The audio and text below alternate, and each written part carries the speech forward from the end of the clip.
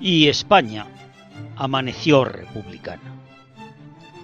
Esta frase, repetida constantemente por miles de emocionadas y alegres voces, indica el momento en el que, tras el resultado de las votaciones en las elecciones municipales del 12 de abril de 1931, en las que los candidatos republicanos y socialistas ganan en la mayor parte de las grandes ciudades, y pese a que los resultados en la totalidad del país no están tan claros, el monarca y todo el estamento político que le rodea decide abandonar sus responsabilidades y salir de España, a la que muchos, el rey Alfonso XIII entre ellos, no volverán.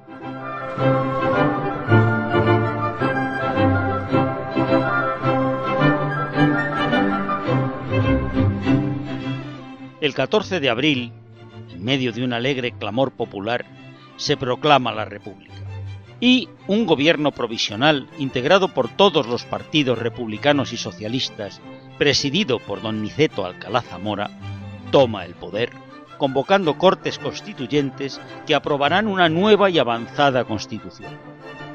Pero ese momento no ha llegado de una forma gratuita a España. A esa España a la que ninguna de las monarquías parlamentarias o no, y ninguna de las dictaduras que soporta desde el siglo anterior, han logrado modernizar y mantener dentro de los estándares que los nuevos tiempos imponen. La crisis constante del sistema político de la Restauración, que desde 1875 hace que España pase por un sistema monárquico ya agotado por diversas dictaduras y dictablandas, como se denomina al gobierno del general Berenguer.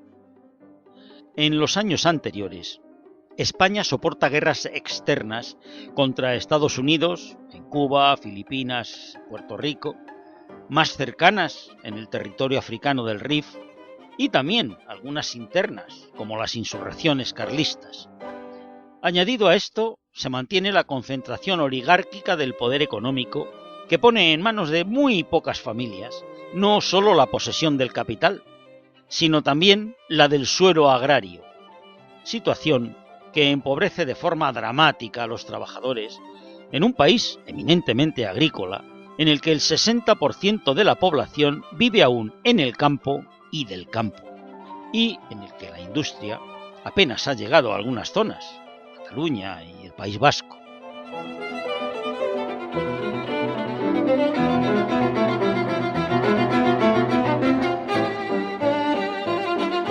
Pero, con todo, la peor lacra que arrastra España de forma secular es, sin duda, la de la falta de cultura.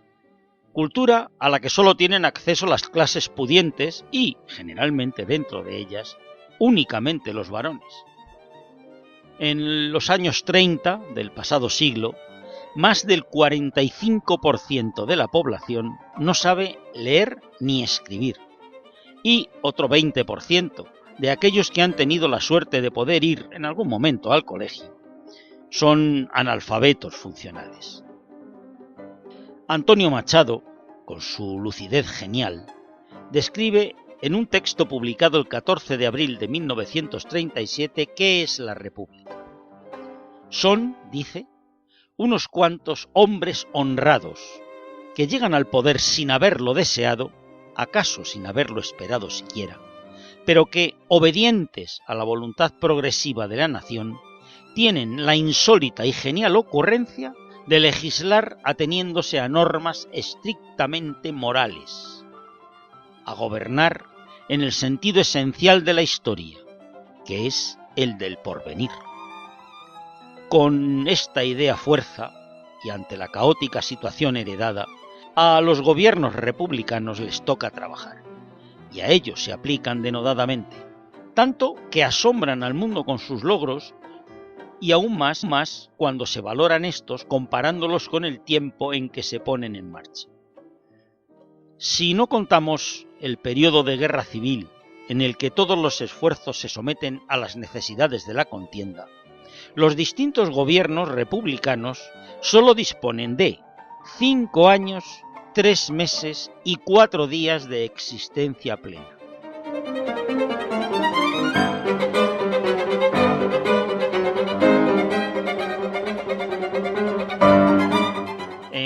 este casi ridículo periodo de tiempo, poco más que una legislatura actual, la República acomete la reforma de una todavía casi medieval sociedad española.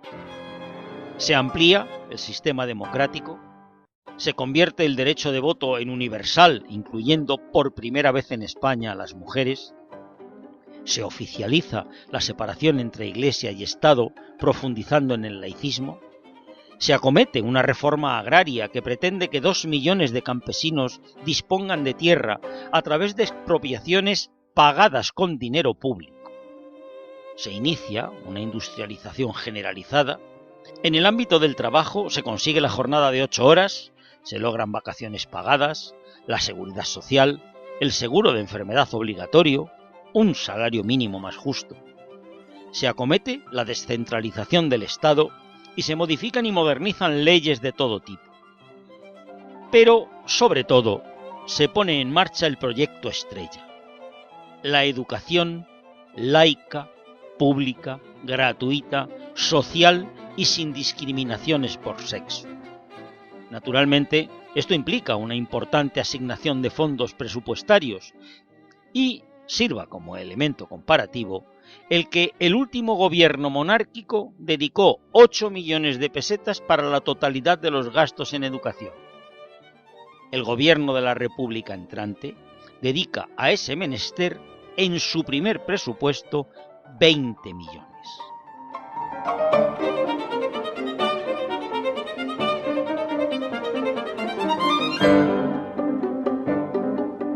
Un estudio realizado inicialmente por la Inspección de Enseñanza Primaria del Gobierno Provisional, detecta la necesidad de disponer de 27.000 nuevas escuelas para escolarizar a toda la población infantil y, de inmediato, se aprueba un plan quinquenal y se dota el proyecto para construir y poner en marcha 7.000 escuelas el primer año y 5.000 los siguientes, aportando naturalmente el profesorado y los medios apropiados. Se reforma también la enseñanza media. Se otorga a las universidades existentes un nuevo régimen de autonomía y, sobre todo, se acomete la redacción de una ley de instrucción pública, una ley cuya finalidad sería la de instituir en España la escuela única, y autorizaba al Consejo para que se requiriera de cuantos organismos y entidades se estimase preciso orientación y ayuda. Este proyecto de ley merece especial atención, pues recogía en gran medida las aspiraciones de amplios sectores republicanos en materia de enseñanza y que partía de una definición que indicaba que la misión de la escuela es transformar el país en estos momentos, para que los que estaban condenados a ser súbditos puedan ser ciudadanos conscientes de una república.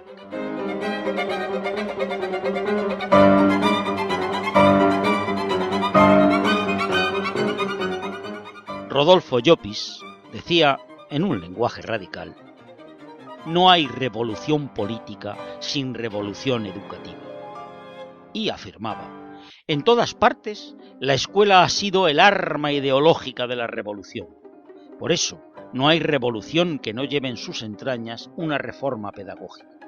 Y por eso también, todo revolucionario es, en el fondo, un maestro.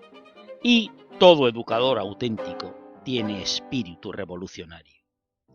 Es por ello, por lo que para la República, la formación del maestro aparece como una de las principales atenciones, pues el maestro ya empieza a ser considerado como el alma de la escuela y el arma de la República.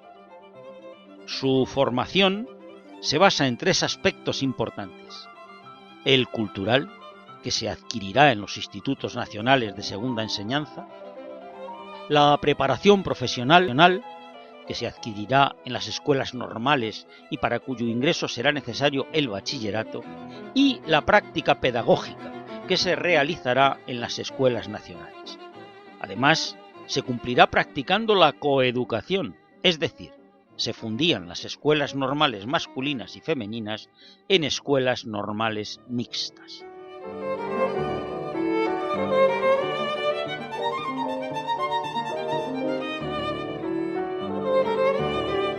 Organizaciones como las misiones pedagógicas, las colonias escolares, los consejos escolares, la residencia de estudiantes o la institución libre de enseñanza, y nombres como Manuel Bartolomé Cosío, Francisco Giner de los Ríos, Fernando de los Ríos, Marcelino Domingo, Rodolfo Llopis, Gumersindo de Azcárate, Nicolás Salmerón, Ricardo Rubio o Pedro Jiménez Landi comenzarán a convertir en realidad el sueño republicano.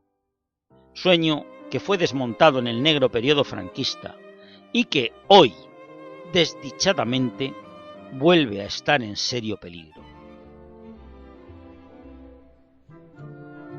Por la educación integral, ¡viva la Tercera República!